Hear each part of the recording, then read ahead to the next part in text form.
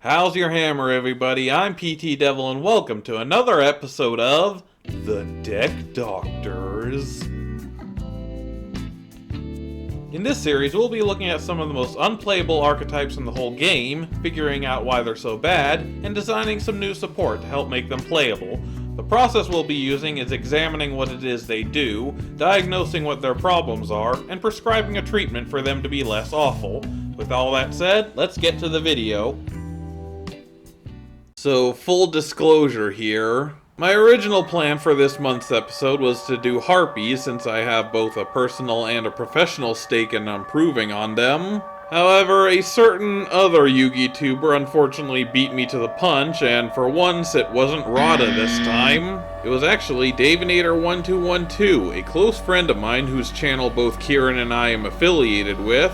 And for whatever reason, he seems to have decided to try ripping me off by starting his own custom support series. But of course, nobody would believe me when I say so because his is the bigger YouTube channel and my shit never gets any views. Never mind, I've been doing this for over a year now and he's only done a whopping 2 episodes of half-assing his way through this shit. So yeah, let's go ahead and talk about Darklords instead. Based on various figures and concepts from Judeo-Christian theology, there's not much I can say as far as their presence, other than having a vague lore relation to the Solemn and Forbidden series of cards, which is the closest thing to meta that this deck actually gets. Several characters across this series have used individual members of this archetype, but the only dedicated user of this deck was a throwaway side character from the GX manga that offered very little to nothing to the main narrative. A shame really, because in a bubble, the archetype is really cool, at least in concept. Fallen Angels offer a lot of creative license since they're incredibly intriguing and mysterious with a sense of foreboding marking their every move, for the most part. And even as an archetype, they do have some interesting ideas floating about. However, a lot of this potential seems to go nowhere when it comes to actually making a deck, as you're about to see. So let's take a look and see if anything can be done to save this archetype from its fall from grace. We'll start off the review with Darklord Ukabak. It's a level 3 Dark Fairy with 700 attack and 1000 defense and the following effect. If this card is normal or special summoned, you can send one Darklord card from the deck to the graveyard. You can only use this effect of Darklord Ukabak once per turn. I know this seems a bit underwhelming at first, and believe me it is. However, this is still a 3-off staple in the deck solely because this deck has no better first turn play. Graveyard setup is crucial in this deck since this archetype relies very heavily on it for resources, so any chance they can get to dump something into there is greatly appreciated.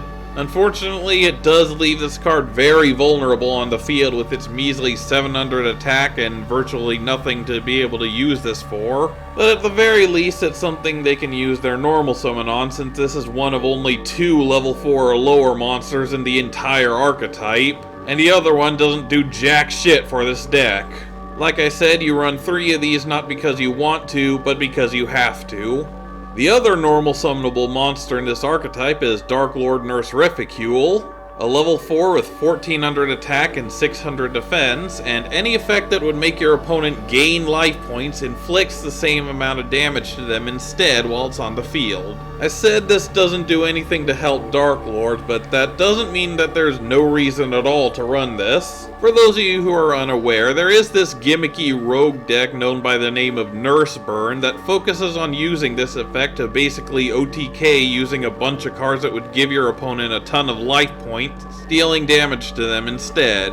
As you would imagine, this card is critical to the success or failure of that deck. Hell, that's where the word nurse comes from. So if you feel like trying something unique, you could build your deck around this gimmick with some Darklord support to help you get to this card faster. It would still be a far cry from an actual Darklord deck, but it's at least something you could do.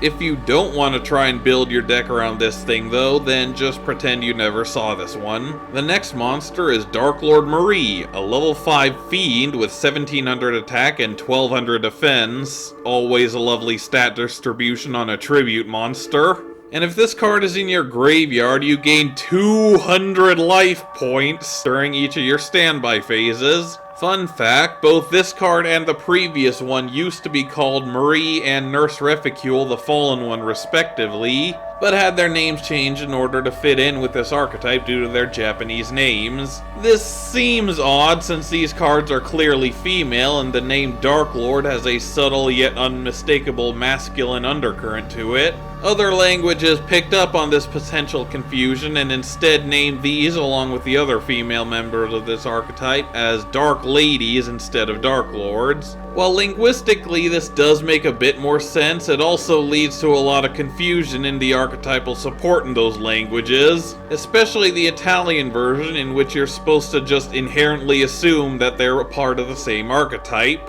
Once again, I'm gonna have to side with the TCG on this one, but anyway, I'm getting sidetracked. While it is true that newer support for this archetype relies on using their life points as a resource, the amount to which that they do so is far more than even 3 copies of this card in the graveyard could be able to regularly replenish. Not to mention that it only works during your standby phase, so even though it would be difficult for your opponent to stop it without a call by the grave, it's still way too slow to matter. Just don't run this. Next up is Darklord Ada Array, another level 5, this time a fairy as it's supposed to be, with 2300 attack and 2000 defense, and his only effect is that he gains piercing damage if he's special summoned from the graveyard.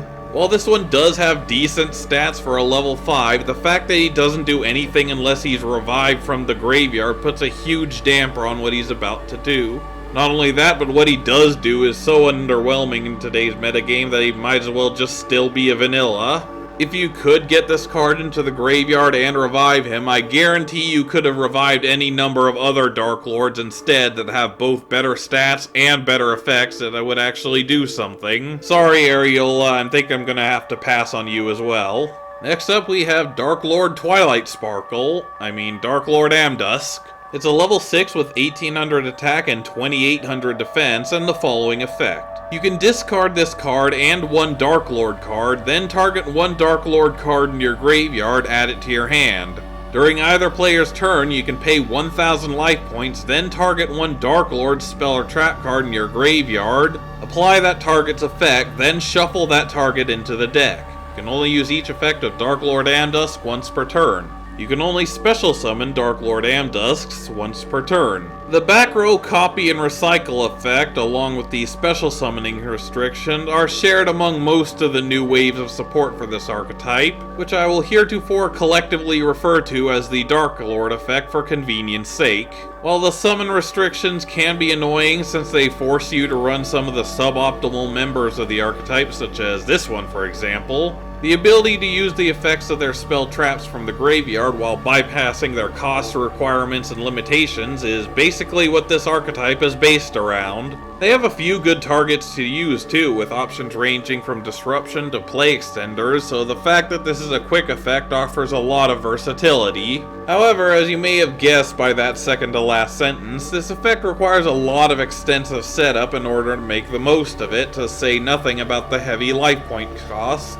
Most of the back row for this archetype are traps with heavy activation costs, so you're not going to be able to get them into the graveyard quickly enough by activating them. And by the time you do, you're trailing way too far behind in the card advantage game, which is something the archetype already struggles with. As an example of what I mean, just take a look at this card's unique effect. There are a few Darklord cards you'd want to recycle into your hand, but doing so with this effect puts you into a hard -1 just to do so. Yes, it does allow you to potentially set up the graveyard, but considering that most of these newer Darklords have similar discard effects, they really can't afford to lose this much in hand advantage. Still, it is a modern Darklord, so you'll still want to run 1 or 2 despite never using the discard effect. It's a similar case with the next card, Darklord Mastan, a level 7 with 2600 attack and defense, the Darklord effect, and you can discard 2 other Darklord cards in order to special summon this card from your hand. While this is the easiest way to get a body on board, the heavy cost needed to activate this makes it not nearly worth the effort. If you do manage to pull it off, that puts you at a -3 in hand advantage, and even a -2 in overall card advantage, so you'd better hope that extra body is enough to let you survive to the next turn, because you're done, son. Of course, that's assuming you even have the resources to be able to summon this card in the first place, considering you need to have this card and 2 other Darklord cards in your hand in order to use it. Even in the vacuum of your opening hand, that's still a lot you need to have in order to use it, not to mention whether or not those Darklords would be better served in your hand instead. You'd run it for the same reasons you'd run Dusk, but don't use the special summon effect unless it's an emergency. The next card is Darklord Zerato, and right off the bat I'm getting some serious dad vibes from this card, so I have a feeling that this one should be a good card. Okay, it got me in a good mood, Zerato. Let's see your effect. It's a level 8 with 2800 attack and 2300 defense, and if you have 4 or more dark monsters with different names in your graveyard, I like where this is going, you can tribute summon this. You can tribute summon this card by tributing 1 dark monster. You can send 1 dark monster from your hand to the graveyard to destroy all monsters your opponent controls, but during the end phase, if this effect was applied, destroy this card. How did you even manage to fuck this up? What was so wrong with having this card's summoning condition simply be a special summon? I could understand if they didn't want to have an easily accessible field nuke effect, but again, Dad was already a thing by this point, so I have no idea what they were thinking. I suppose I should be glad there's no restrictions on special summoning it with other ways, but this really should have been its own method of doing so. Regardless, the field nuke effect is still really handy with the easy cost to pull it off, and it could potentially open you up for an OTK with the right amount of setup. Plus, the deck runs a lot of level 8 monsters in general, so having a couple more definitely couldn't hurt. Run 1 or 2. The next monster is Darklord Superbia, another level 8 with 2900 attack and 2400 defense, and when this card is special summoned from the graveyard, you can special summon another fairy from your graveyard except for another copy of itself.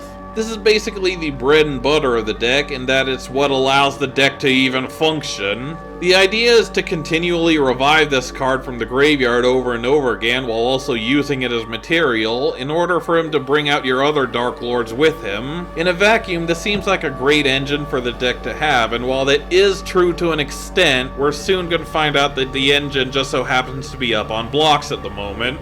Regardless, run 3 at all times. To really emphasize this reliance on the graveyard, the next monster is Darklord Asmodeus, yet another level 8 with blue eye stats, and it cannot be special summoned from the deck or graveyard. What? I was willing to let it slide with Zerato not having an inherent special summoning condition, but why would you go out of your way to actively harm the synergy with the very deck you're building it for? It's not like they didn't know this was supposed to be a thing either, because the rest of the effect caters to what the deck is supposed to be doing. Once per turn, you can send 1 fairy monster from your deck to the graveyard. If this card you control is destroyed and sent to your graveyard, you can special summon 1 Asmo token and 1 Deus token. Dark fairies who each have a combined level, attack, and defense equal to Asmodeus. The former cannot be destroyed by card effects, and the latter cannot be destroyed by battle. While it is neat to have tokens that actually do something on their own for once, the real meat of this effect is, of course, the Foolish effect. The amount of setup this card can perform with this effect is amazing, especially when you take cards like Superbia and Zerato into account. The problem, of course, is those summoning restrictions. While it does allow it to be special summoned from the hand, the methods of doing so are far and few between, and often require a lot of specific setup in your opening hand in order to do so. Put short, it's an inconsistent boss monster that's used as a setup tool for some reason, but because it's such a good setup tool, you'll want to run 1 or 2 anyway, despite rarely ever summoning it.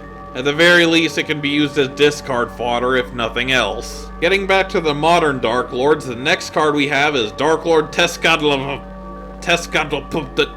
Test. This thing.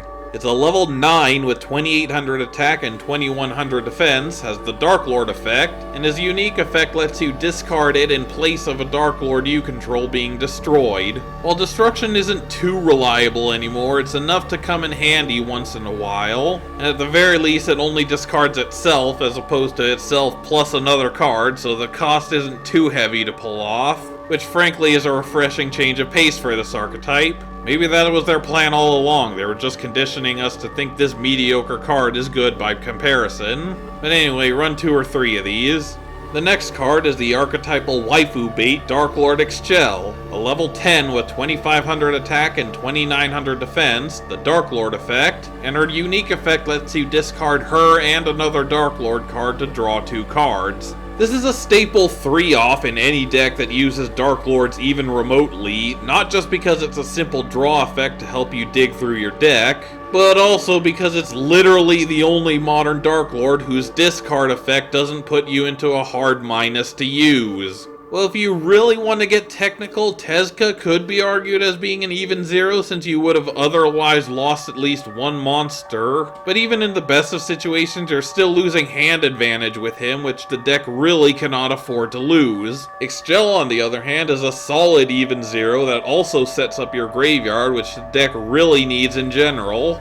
It is in danger of negation since it discards as cost, which means that an Ash Blossom would potentially put you into an even bigger minus. But even still, that basically describes the entirety of this archetype as it is. You never want to do without this one. The next card is Darklord Desire, another level 10 with 3000 attack and 2800 defense, and it cannot be special summoned, but can be tribute summoned with 1 fairy monster.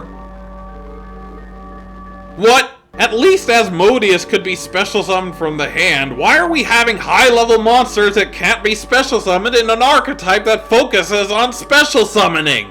The rest of the effect isn't much better either, as all it does is let you, once per turn, target 1 monster the opponent controls, have this card lose 1000 attack, and then send that target to the graveyard. For all the trouble you go through to make this thing, this should be a win condition on its own, not be a bad spot removal card outclassed by most generic extra deck toolbox monsters. If it didn't target, didn't lower its attack each time, or wasn't a hard once per turn, I might have considered it even with the special summon restrictions, though I probably still would have glossed it over regardless. But as it is, however, don't even consider running this thing even if your life depended on it. Next up, we have the last of the modern Darklords in the form of Darklord Morningstar. It's a massive level 11 with 3000 attack and defense, and it cannot be special summoned.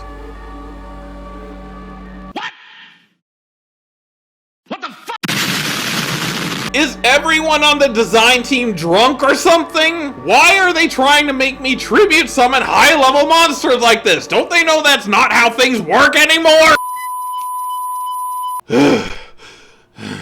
Okay, moving on. If this card is tribute summoned, there it is again.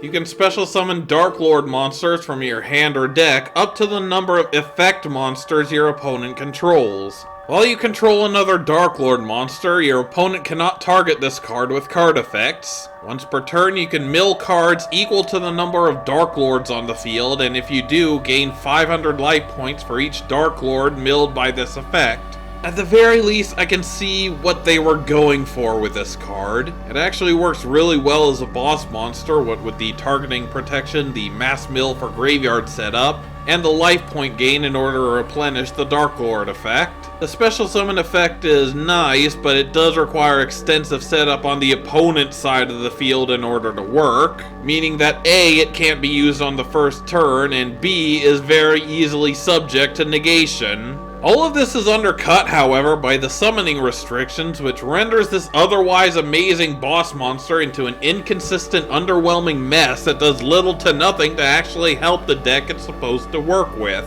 This is especially the case since protection is virtually non-existent and recovery is ironically limited, so getting the resources together to tribute summon this is very hard to come by. I can only assume that they were trying to avoid having 2 or more of them on the field at once, easily feeding into their own effect with the targeting protection and the mill effect being a soft once per turn, but even still, there's a very obvious solution to all of this. Make it an extra deck monster. If this was an Xyz or even a contact fusion with a hard once per turn on its effects, this would be immeasurably better and would certainly make this deck better overall. So much so that I probably wouldn't even be reviewing this archetype in the first place. The problem is that still wouldn't make it that much easier to summon considering the varied levels all throughout the archetype. But even then, it would still be leagues better than having to hope you have both this in your hand and enough resources to summon it, and not having used up your normal summon at any point between setting it up and being able to bring it out. As if all that wasn't bad enough, the fact that it's a tribute summon makes it an inherent -2 in a deck that has a hard enough time dealing with minuses already. Still, it is the closest thing that this archetype has to an actual boss monster, so you still run one or two despite rarely ever summoning it. Before I move on to the last monster in the archetype, a quick shout out to Honorary Lore members Archlord Chrystia and St. Joan, who each offer very little to the deck aside from flavor. Joan especially, being a non-effect fusion of one of the worst members in the archetype with a random non-archetypal monster, offers nothing beyond being a level 7 fairy. Chrystia can at least be a decent stun card if you happen to be able to tribute summon it, as if you weren't tribute summoning high level monsters enough already, but otherwise is not only inconsistent and bricky, but also hinders your own playstyle as well. While I'm at it, a quick shout out also to Athena and Valhalla. These two cards are better Darklord support cards than some of the actual Darklord support cards. The last monster is the Condemned Darklord, a Link 2 with 1600 attack and perfect arrows, requires 2 fairies as material and has the following effect. You can tribute summon fairy monsters that require 2 tributes by banishing 2 monsters from your graveyard instead of tributing. It is still treated as a tribute summon. You can discard 1 card, take 1 Darklord monster from your deck and either add it to your hand or send it to the graveyard. You can only use this effect of Condemned Darklord once per turn. Once per turn during your end phase, gain 500 life points for each fairy monster you control. The discard effect is really handy in its versatility in that it can either set up Superbia's graveyard effect or possibly let you use Excel if you haven't done so already. And the life point gain effect is really handy to have as an alternative to Morningstar's effect. The tribute summon effect is, for lack of a better term, stupid. I can understand making it easier to tribute summon the monsters if they went out of their way to screw over with the tribute summon mechanic, but to get rid of your graveyard setup in order to do so, the things you need in order for your deck to function, that's the exact opposite of synergy. As if that wasn't enough, it doesn't even give you the extra normal summon so that you can use that effect properly, since you're still going to need to gather resources in order to do so. All it does is let you skip a single step in the staging process for setting it up, but also stripping away the resources to prevent them from being used any further. Despite this, the other effects are enough on their own to warrant running, so feel free to run 1 or 2. Darklord only knows you aren't using your monsters for anything else, mind you. Their first spell card is Banishment of the Darklords. Add 1 Darklord card from your deck to your hand except Banishment of the Darklords. You can only activate 1 Banishment of the Darklords per turn. Do I have to explain why you need to run 3 at all times? It's a normal spell that says, when activated, add 1 archetype thing to hand. As if that wasn't enough, the Darklord effect allows you to basically get around the hard once per turn clause in order to use the effect twice per turn if need be. Honestly, the fact that this deck can still fizzle out in Brick after resolving this effect twice says a lot more about this deck's lack of direction than anything I ever could. Their other spell is Darklord Contact, another normal spell that lets you special summon 1 Darklord monster from your graveyard in defense position, but you can only activate 1 Darklord Contact per turn. Also run 3 because it's a stupidly simple resource generator that the deck basically lives or dies around. The main target you're going to be reviving with this card is, of course, Superbia, since it can then in turn revive another monster, preferably a modern Darklord, who can then copy the effect of Contact in order to revive Superbia again and use this effect a second time. You're rarely going to get that perfect of a setup right away, but again, it's how the deck works, so you can't do without it. Their first 3 trap cards are Darklord Rebellion, Darklord Enchantment, and the Sanctified Darklord. I'm lumping these three together because they're all very similar in their effects. Decent Disruption works well with the Darklord effect, but what the hell is up with that activation cost? They each require you to send a Darklord monster from your hand or field to the graveyard in order to activate their respective effects. Rebellion lets you pop a card on the field, Enchantment lets you steal a monster until the end phase, and the Sanctified lets you negate the effects of a monster on the field and gain life points equal to its attack.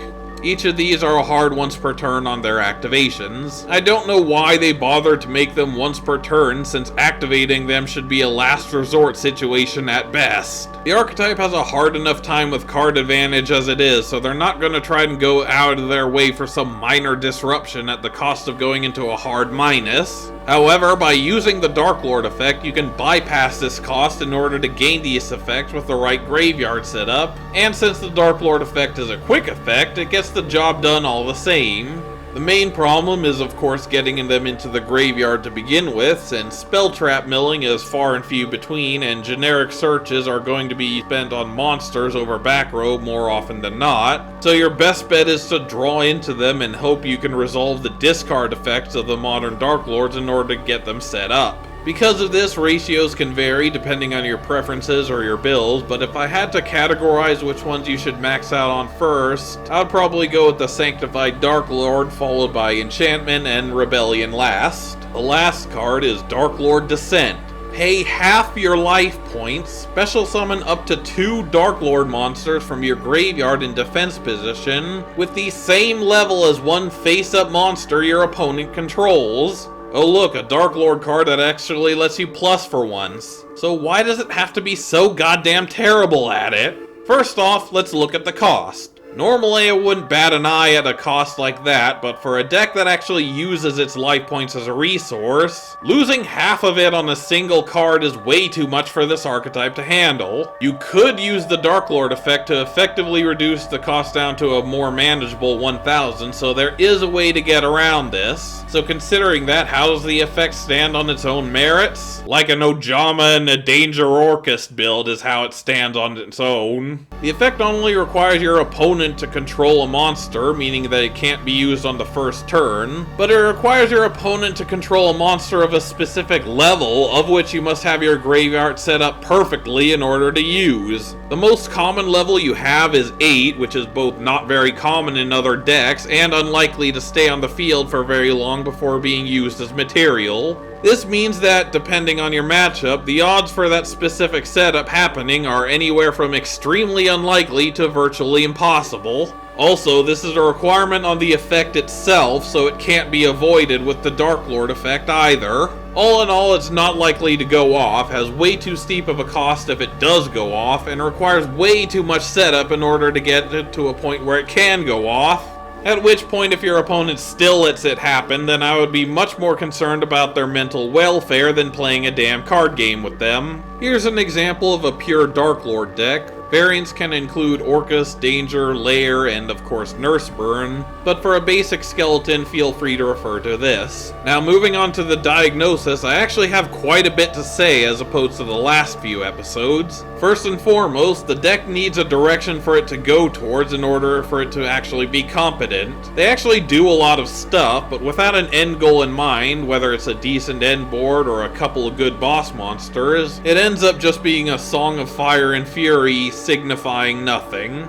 Some more setup would be appreciated as well, since the archetype tends to be a little too slow in doing so on their own, barring very specific opening hands, and they can often find themselves 1 or 2 cards short of being able to actually do anything. Similarly, a better first turn normal summon is needed as well, since relying exclusively on tribute summons for your normal isn't helpful when the deck isn't able to get the resources out fast enough. They need to at least have the option of running a few low-level monsters along with their staples. A way to be able to plus off their effects, or at the very least not go into a hard minus, is necessary as well, since they can very easily out-resource themselves before they can even get anything onto the field. Lastly, while I am loath to give credit to the tribute summon only monsters, their effects are very beneficial to the deck's playstyle, so they need a way to be able to turbo them out quicker. Whether it's by ignoring their summoning conditions or letting you tribute summoning them easier, I don't care, just get them onto the field one way or another. So now we come to the prescription, and also unlike the previous videos, we have a clearly defined playstyle in place, so I don't think I need to contextualize the new support this time, so let's just get into it. First up, we have Darklord Valkyria, a level 4 Dark Fairy with 1800 attack and 1050 defense, and if this card is summoned, you can discard one card, add one level 5 or higher Darklord monster from your deck to your hand. Quick effect, you can tribute summon this card, special summon one Darklord monster from your graveyard in defense position. You can only use one effect of Darklord Valkyria per turn and only once per turn. It may seem odd to have such a simple consistency boosting effect in an archetype with their own version of E-Call, but considering that this one also sets up the graveyard without going into a minus to do so, it's perfectly serviceable. The fact that it can search out Excel on its normal summon means that it can help unbrick even the worst of hands, which tend to happen a lot more often than one might think of a deck like this. It also has the ability to revive a Darklord from your graveyard on a quick effect, which is really helpful when combined with its other effect.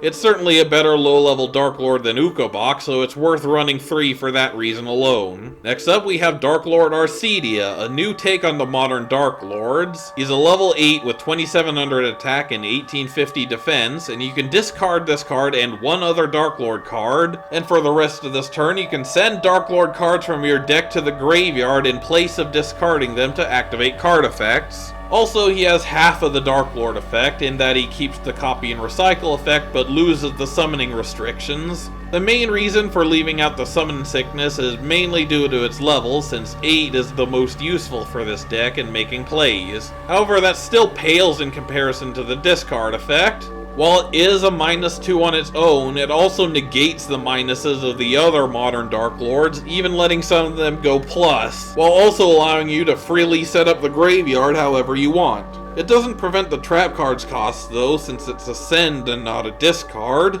And also, please correct me in the comments if I'm wrong about this, but it also won't stop Darklords discarding themselves as costs, since it only substitutes generic Darklord discards costs. But even with that in consideration, Teska is the only one that this kind of effect wouldn't work on. Dusk becomes viable for the first time in the deck's history, Excel becomes literally a pot of greed, and Mastan turns into a free cyber dragon with a double foolish burial attached to it. Run 3 copies at all times, don't ever leave the house without this one. Their first boss monster is one you might have already expected already, in the form of Darklord Joan. She's a level 8 fusion monster with 2800 attack and 2000 defense, requires 2 level 5 or higher fairy monsters and material, and must be special summoned from your extra deck by tributing the above monsters you control. You do not use polymerization. If this card is special summoned, you can add one Darklord card from your deck to your hand. You can only use this effect of Darklord Joan once per turn. You do not pay life points to activate Darklord card effects. While you control another Darklord monster, your opponent cannot target this card with card effects. It should be noted that this card and Morningstar both share the same targeting protection, which means that it does create a lock while you control each of them and no other monsters. Additionally, her ability to negate life point costs of Darklord effects combos well with his life point gain effect, allowing you to accumulate resources for when this does leave the field. As if that wasn't enough, it also has the ability to search out a Darklord card on summon from your deck, including spells such as Banishment, Contact, or even the one we'll get into later, which combos really well with this card as well. It is a strict contact fusion, so it's a bit trickier to use more than once, but 2 copies should be fine. The last monster is their new Xyz, Darklord Eschar. She's a rank 8 with 2900 attack and 2500 defense, requires 2 level 8 fairies as material, and has the following effect. If this card is Xyz summoned, you can send any number of Darklord spell or trap cards with different names from your deck to the graveyard, and if you do, gain 500 life points for each card sent. Quick effect, you can detach one Xyz material from this card, then discard one Darklord card, special summon one Darklord token, a level 8 Dark Fairy with 2000 attack and defense, to your opponent's side of the field, and if you do, special summon one Darklord monster from your deck or graveyard in defense position, ignoring its summoning conditions. You can only use each effect of Darklord Eschar once per turn.